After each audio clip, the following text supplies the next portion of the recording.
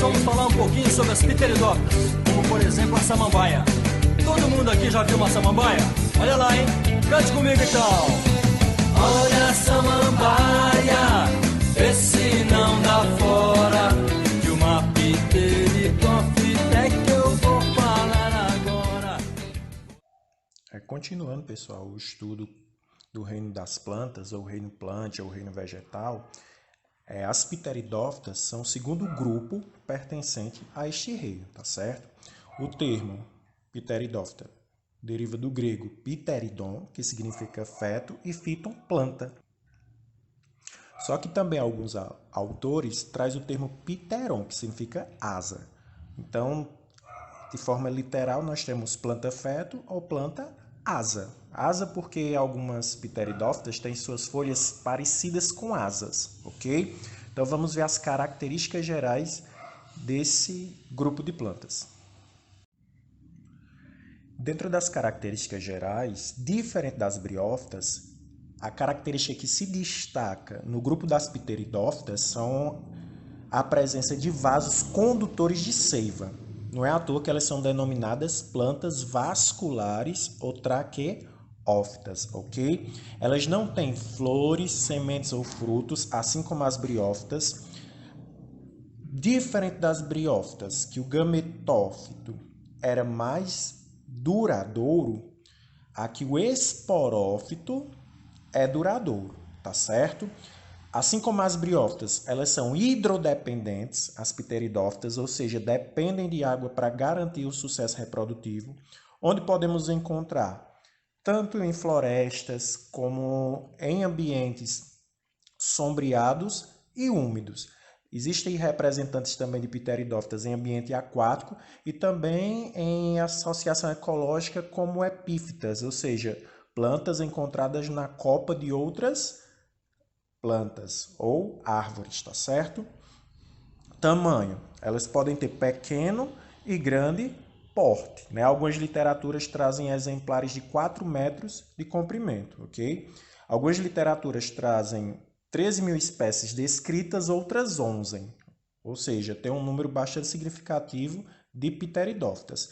E assim como as briófitas e os demais grupos pertencentes ao reino vegetal, o ciclo de vida é aplodiplobiont, ok? Então, essas são as principais características das pteridófitas. Continuando.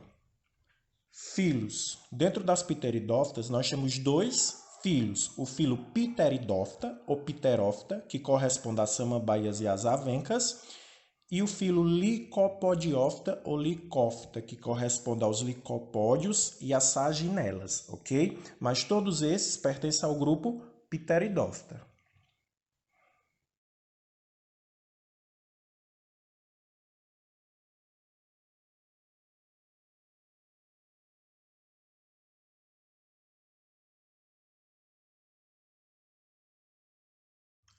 Organização corporal de uma pteridófita. O todo, pessoal, nós chamamos de esporófito, ok?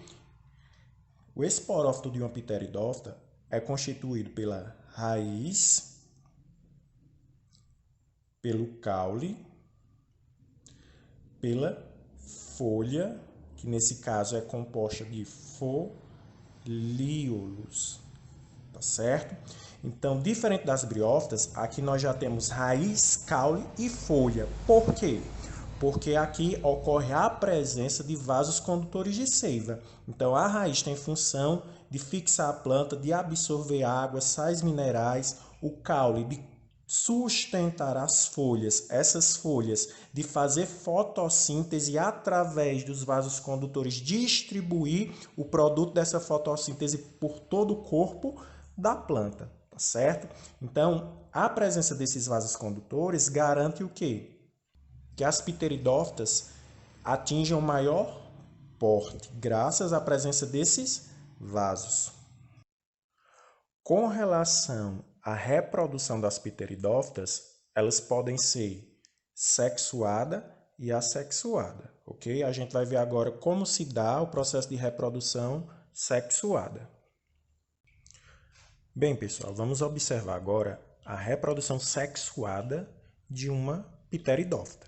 Vamos utilizar o ciclo de vida de uma samambaia, ok?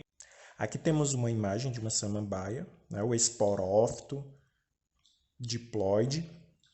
Observando o folíolo de uma folha de uma samambaia, nós vamos observar uma estrutura denominada soro, né? Essa estrutura contém os esporângios, tá certo? Que são estruturas diploides. Esses esporângios, por meiose, vão produzir os esporos, que são indivíduos haploide. E esse esporo vai originar o gametófito, que também é chamado de prótalo. Okay? O gametófito ele vai apresentar o gametângio feminino, arquegônio, que produz a osfera, e o anterídeo, que vai produzir os anterosóides, que são os gametas masculinos. Okay?